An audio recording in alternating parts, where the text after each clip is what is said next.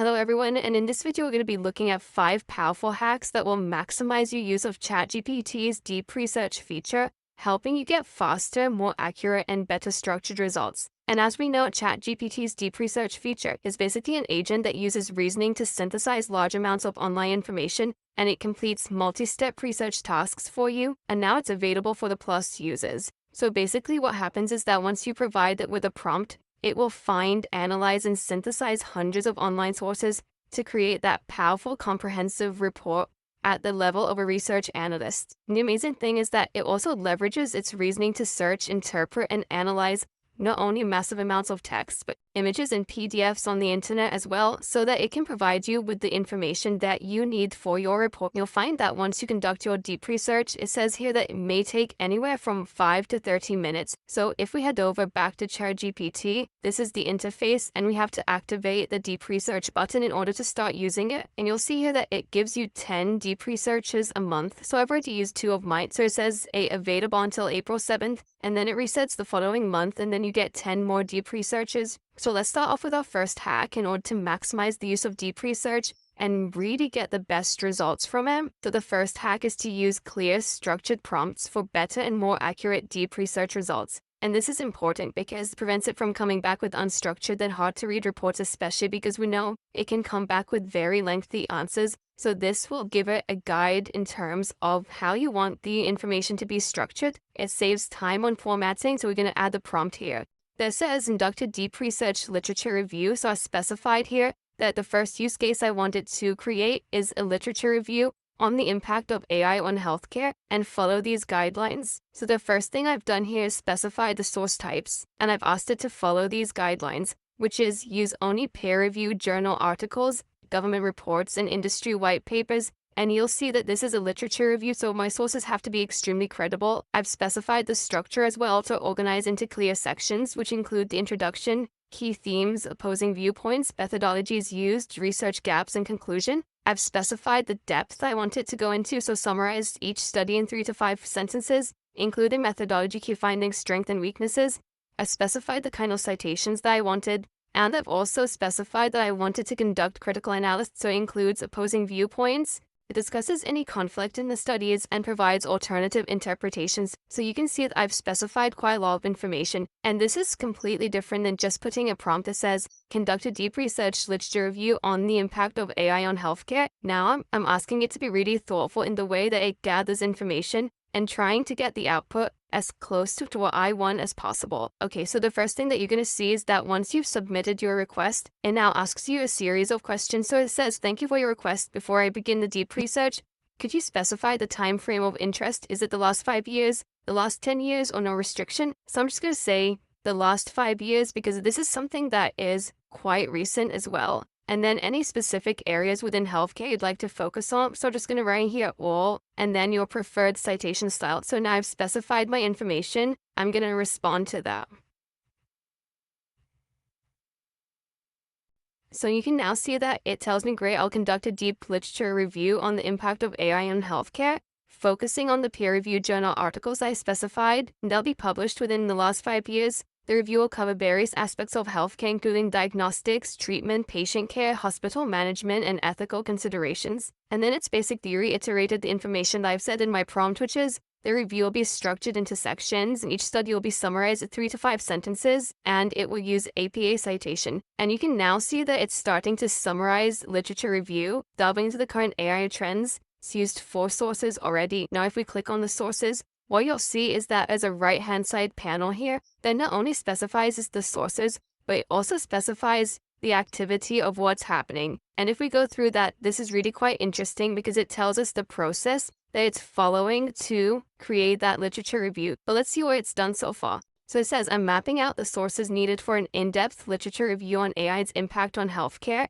focusing on diagnostics, treatment, patient care, and so on. I'm mapping out government reports, white papers from entities like WHO, EU, national agencies, and healthcare. So it's searched for AI healthcare literature review from 2020 to 2022. And what you'll see here is that, for example, here it's summarizing literature review, which outlines the artificial intelligence role, medical imaging, virtual patient care, medical research, patient engagement, administrative applications. And then it will be adding citations that will support key points. And then it's saying him gathering comprehensive list of key studies, categorizing them into groups. So can you imagine the amount of work that you'd need to do in order to conduct that kind of literature review? This is basically going through this similar process that you would do in terms of gathering and analyzing and summarizing the information as well. Now it's working through a systematic review. You can see that here it's still continuing to search for the information. It's assessing some study qualities.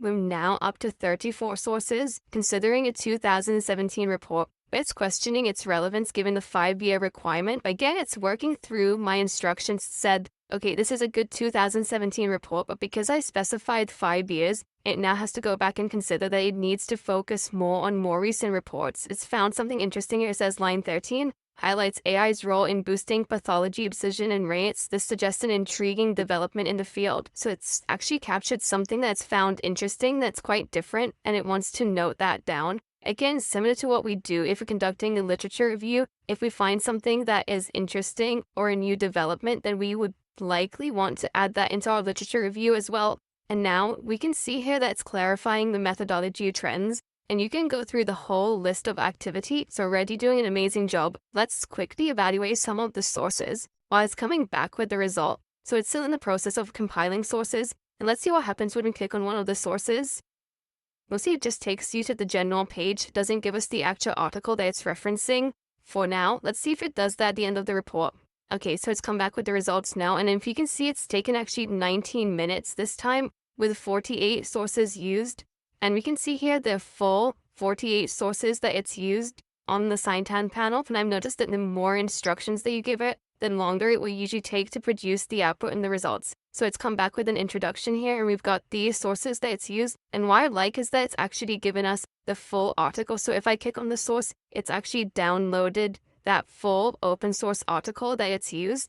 And it's given us a really good introduction here. It says, Eddie's successes have demonstrated they can enhance diagnostic accuracy of personalized treatments, streamline hospital workflows, and empower patient self-care. And again, if we click on the articles, we can see that it actually highlights the part that it's taken the information from. And this is really helpful because then I can evaluate whether the information it's taken is actually correct or not. So I can see that the information that it's drawing on here is actually quite accurate. And then if I scroll down, I'll see that it's begun to highlight the key themes that it's extracted from the articles. So go here, AI in diagnostics and clinical decision making. And what I really like about the response is that, again, it's responded to the instructions. It's actually not only just given me a summary of what's happening, it's been really critical in the way it's come back with the results, but it tells me about the strength in the way it also brings up limitations. So for example, here it tells me a notable limitation is that it was a retrospective evaluation, not a live clinical trial, leaving uncertainty about performance in real-world screening workflows. And so this is something that I can use when I'm writing up my literature review. I can bring in some critical analysis on why we need to also be careful about using certain studies or making certain claims. And you can see it goes on to do this for all the themes that it has identified. For example,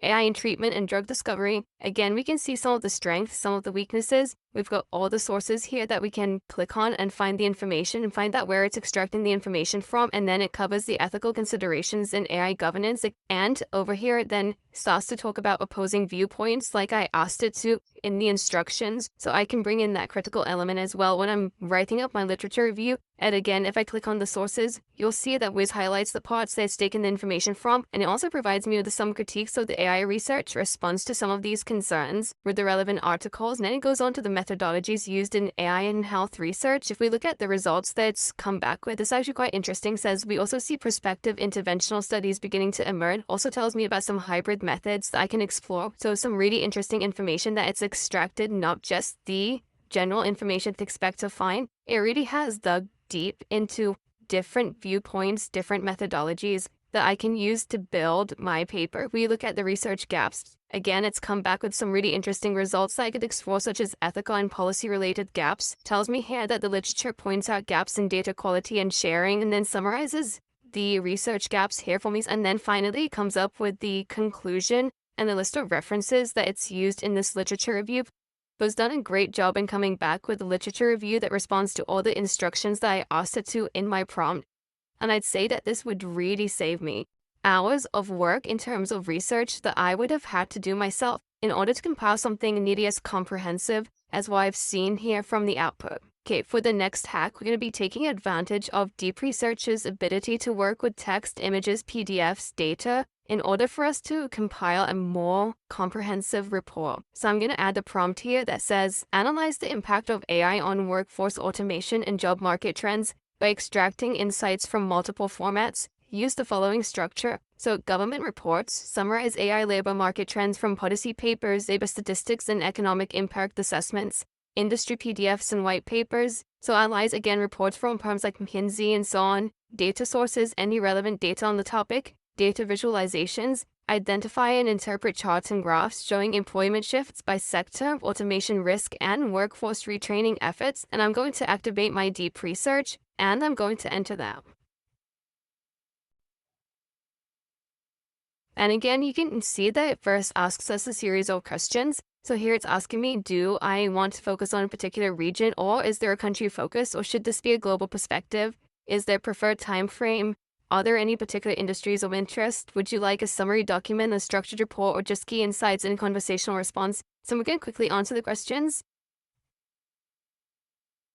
Now, as before, you can see that it's now starting the research, and then it will let us know when the research is complete. And again, we can open up the sources on the right-hand side panel, and we can again track the activity and look at what it's doing. So it's compiling government industry reports, again, identifying key data points. And you can see it's looking at OECD data on AI's influence. And like I specified that I wanted to focus on data this time, here it tells us something about how a generative AI discussion might show that 40% of jobs could vanish by 2030. And we're going to see how it starts to integrate that information and that data analysis within the structured report that it produces at the end. But you can see now it's come back with the result. It's taken 7 minutes and it's used 33 resources. And if we look at the research that it's produced, now come back with the impact of AI in workforce automation and global job market trends. It's first looked at government reports and international organizations. So we've got information here from the ILO, and we've got the different sources, and then it's got information from the OECD and International Monetary Fund, and it's analyzed the information, and it's extracted some key data points from there as well. And then it's given us the information from the industry white papers and expert reports. Again, a lot of statistics and data that it's analyzed. And we've got the sources included here as well. And this is the really interesting part, because now I've specified that I want it to look at specific data points that support my report. So I've got here information from McKinsey. It says, in practice, about 15% of work hours could be displaced by 2030. And if we look at the McKinsey report that extracted this information from, you can see that it's a very graphic PDF. And if we just have a look at where it's extracted the 15, it's actually taken it from this image as well, which is really great, because now I know that it's able to read the PDFs. I know that it's able to extract the different data points from that. So it's done a really good job. And if I carry on, you can see that it's got all kinds of sources that it's extracted the information from. We forum here as well. It's talked about the sectoral differences, the skills demands, and talent gaps. And then for our final category, now it's looked at the data visualizations, the trends and the insights as well. And it's also done deep research on the various charts. So we've got the chart above illustrates the shifting human-machine frontier in the workplace. In 2022, an estimated 34% of work tasks were performed by machines. And if I click on the image, I can see that it's extracted a 34% from this image. And it's done the same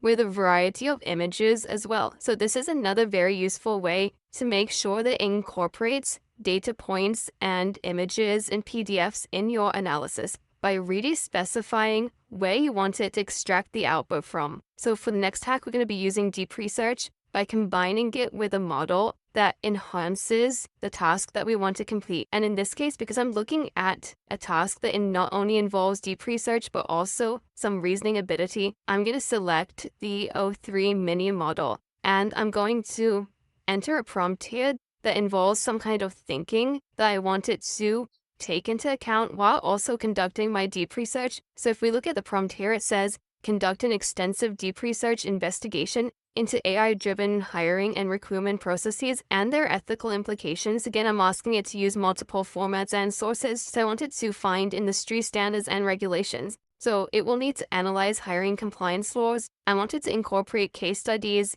media reports, and I've also given it some questions so it can conduct some critical analysis. How does AI in recruitment reinforce or mitigate biases in hiring? Can AI truly be fair, or does it inherently reflect human biases? And in the end, I've asked it to provide a critical analysis. Can AI-driven hiring truly be unbiased and ethical? Or does it pose a long-term risk to workplace diversity and fair employment? Should companies embrace AI to improve hiring efficiency and so on? And then I'm expecting it to come with some kind of justification for its response. So we're going to enter that.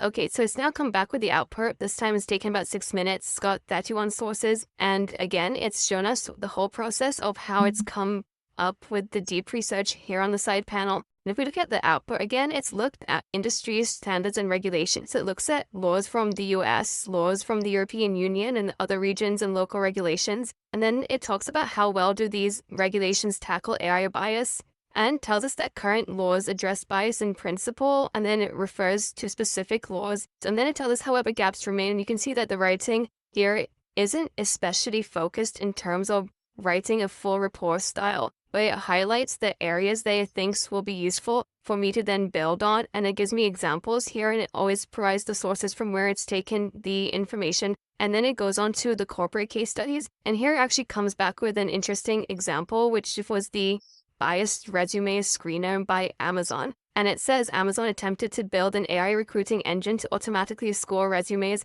but it famously did not like women. This was a news article from 2018. So you can see that it actually takes quotes from the articles and the sources that it's using, and it describes the case study. It tells us what's happened, and again references the source throughout. And then it gives us an example from LinkedIn as well, where there was biased recommendations and how they had to fix their algorithm. And you can see it's done an extensive job of compiling various case studies. And then we've got the media reports and the legal issues that have happened. So we've got a Workday algorithm bias lawsuit that happened in 2023, 2024. Then it goes on to so many different pieces of information, bias in ad platforms like the Facebook case and so on. And then it moves on to the section on critical analysis. So now, after it has presented all that information, it's now using its reasoning ability to answer the question that was posed to it in the prompt. So the central questions in this debate are, does AI in recruitment ultimately reinforce biases, or can it help reduce them? So here it's asked to tackle this question, so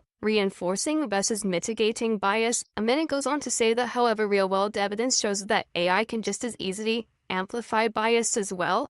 And at the end, we can see there's a conclusion. Can AI hiring be unbiased and ethical? Now it's using its reasoning to come up with the final conclusion and its justified response. And let's see what its response is to this question. Did it agree? Did it not agree? You can see it's responded to this question using the evidence, saying the evidence so far suggests that achieving unbiased AI hiring is possible in theory, but very challenging in practice. And as you can see, it's just done an absolutely amazing job with this. And this comes from really specifying how you want it to address the sources, giving it the critical questions that you want it to answer, and then helping it refine the structure of the report that it comes back with. So it's really aligned with the answer and the output that you want to produce.